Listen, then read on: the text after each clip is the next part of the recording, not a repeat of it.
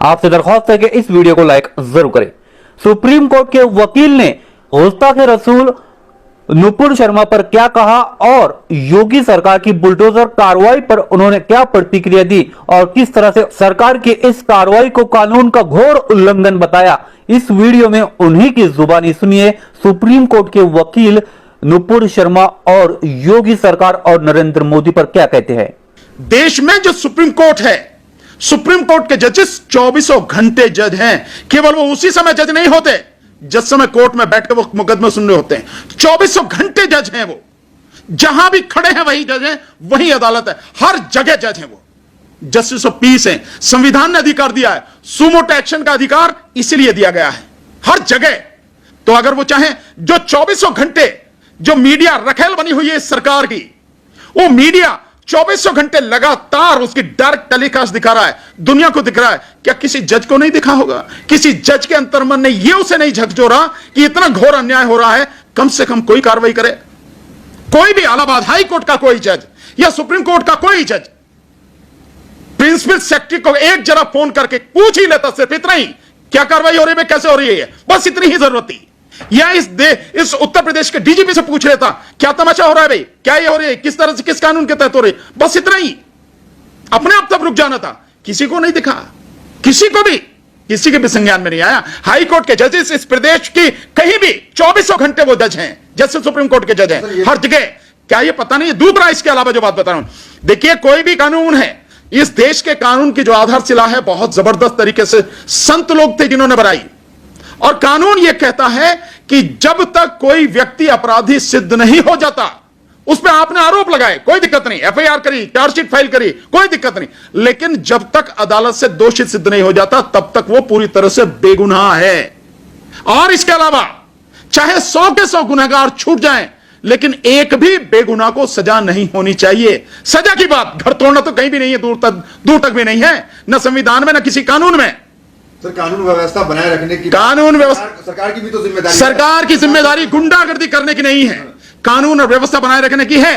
कानून और व्यवस्था बनाए रखने में जो दोषी हैं, अपराधी हैं, कानून के तहत काम करोगे ना। अब आपने तो वहीं साथ के साथ में ना एफआईआर लिखी ना कुछ किया आपने, या आपने एफआईआर भी लिख ली तो एफआईआर भी लिख ली, इन्वेस्टिगेशन भी हो गई, अदालत में मुकदमा भी चल गया आप ही की अदालत में, और आपने बुलडोजर लिया और तोड़ दिया सब कुछ। आप ही कंप्लेंट करने वाले, आप ही इन्वेस्टिगेशन करने वाले, आप ही मुकदमा सुनने वाले, और आप ही फैसला सुनाने वाले, और फैसले को लागू करने वाले भी आप ही। सब कुछ एक झटके में हो गया, सिर्फ 2 दिनों में। यूं मतलब जिस तरह से सरकार ने गुंडागर्दी करके मजाक बना रखा है, पूरे मुस्लिम समाज के खिलाफ जिस तरह से एक तरफा कार्रवाई की जा रही है, इससे जघन्य अपराध कोई और होगा नहीं।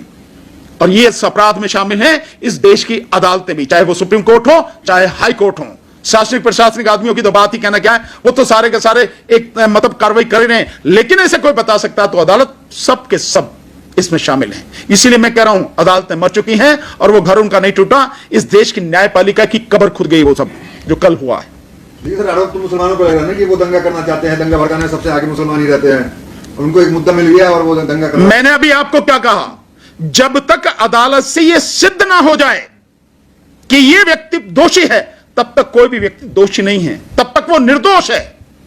आरोप लगाना कोई बड़ी बात नहीं है। आप आरोप लगाइए, आप एफआईआर लिखिए, आप इन्वेस्टिगेशन कीजिए, सबूत सारे इकट्ठा कीजिए, अदालत में चार्जशीट फाइल कीजिए, करिए ना मुकदमा, चलने दीजिए मुकदमा, अदालत में सिद्ध होने दीजिए। और जिस दिन सिद्ध हो जाए उस दिन जो अदालत का अधिकार है, तुम्हारा अधिकार तो कभी भी नहीं है, पुलिस का अधिकार कभी नहीं है, शासन प्रशासन में बैठे हुए गुंडों का अधिकार कभी नहीं है, न किसी मुख्यमंत्री का, न मंत्री का, न किसी आईएएस आईपीएस ऑफिसर का, किसी का अधिकार नहीं। अधिकार है तो अदालत का है, अदालत सजा देगी, जो भी देगी।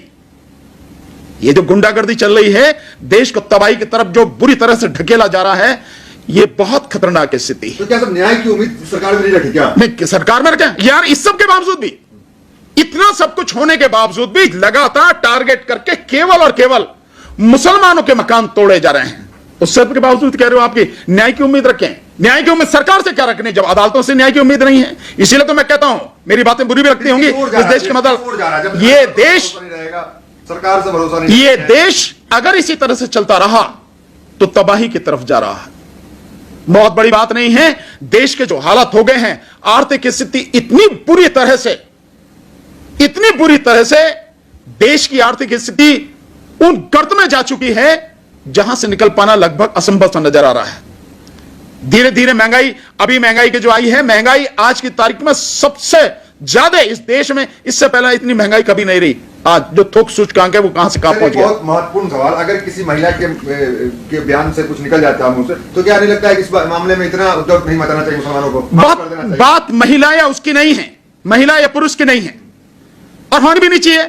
अगर महिलाएं पुरुष के बराबरी का दर्जा मांग रही हैं तो फिर उनको जो पुरुष के साथ हो रहा है फिर उनके साथ भी होना चाहिए, वही उसी अपराध, उसी दंड के जो भागीदार वो भी हैं। अगर समानता की बात आप कर रहे हैं तो एक महिला को यह अधिकार किसने दिया है कि किसी भी धर्म के जो मुखिया हैं, ये यूं कहो कि किसी भी धर्म के जो पूज्य हैं, सबसे ज्यादा पूज्य हैं, आप उनका अपमान करेंगे बिना ऐतिहासिक तथ्यों और साक्ष्यों के? यह अधिकार किसने दिया है? चाहे कोई महिला हो या पुरुष हो, किसी को भी अधिकार किसने दिया? फांसी पे थोड़ी लटका दिया जाएगा इस बयान के आधार पर? कौन कह रहा है फांसी के आधार, फांसी पे लटका दिया जाएगा? कौन कह रहा है? सड़क पे पुतले जला, हम ये कह रहा हूं, अच्छा सड़क पे पुतले जलना फांसी लगना है? वेरी गुड, ये बहुत बढ़िया, आप नई मतलब पत्रकारिता मुझे सिखा रहे हैं। पुतले में फांसी का फंदा डाल करके बीच सड़क पे ये व्यक्ति का अपने अंदर का आक्रोश है जो आपको दिख रहा है। आप ये पैदा क्यों होने दे रहे हैं आक्रोश? क्यों नहीं आप कानूनी कार्रवाई कर रहे हैं? क्यों नहीं आपने जो है अभी तक उसको अरेस्ट किया? जिस गलत मैसेज जा रहा सर, किस बिल्कुल, जब आप गलत मैसेज भेजोगे तो भाई, जब आप गलत मैसेज भेजोगे तो गलत मैसेज जाएगा, मैसेज तो गलत जाएगा और बिल्कुल इसी तरह से जाता भी रहेगा। अगर सरकार बदलेगी नहीं तो सरकार एक पक्षीय कार्रवाई करेगी। आज की दुनिया में, आज के समय में ये छुपा रह जाएगा कोई? दुनिया भर के पत्रकार भरे हुए हैं, सब लोग कहीं कहीं से भी खोज खोज के चीजें लाते हैं, सारी चीजें लोगों के सामने आती हैं। तो कहां तक आप करोगे? अगर आप गलत करोगे तो वो गलत भी पकड़ा जाएगा, दुनिया के मतलब सब मीडिया जो है दिखाएगा उसको। क्या प्रधानमंत्री को चुप्पी तोड़नी चाहिए, इस पे आना चाहिए? बहुत पहले छोड़नी चाहिए, बहुत पहले चुप्पी तोड़नी चाहिए थी, लेकिन मैं लिख के दे रहा हूं, इस देश के प्रधानमंत्री का नैतिक साहस पूरी तरह से मर चुका है। प्रधानमंत्री में नैतिक साहस नहीं है, गलत को गलत कह सकें, सही को सही कह सकें।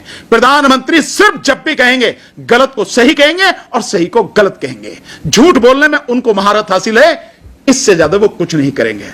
और अभी भी एक झूठ और बड़ा मजेदार बोला, तुम पूछ नहीं रहे उस पर सवाल, बड़ा मजेदार झूठ बोला प्रधानमंत्री ने। आज आया ट्वीट उनका और बड़ा हल्ला मच रहा है 10 लाख नौकरियों का। जो आदमी 2 करोड़ नौकरी प्रतिवर्ष देने का वादा करके पूरे अपने 8 साल के कार्यकाल में 8 लाख नौकरियां नहीं दे सका, वो आदमी आज इतना बड़ा झूठ बोल रहा है कि आने वाले 1.5 साल में 10 लाख नौकरियां देगा। आई समझ में?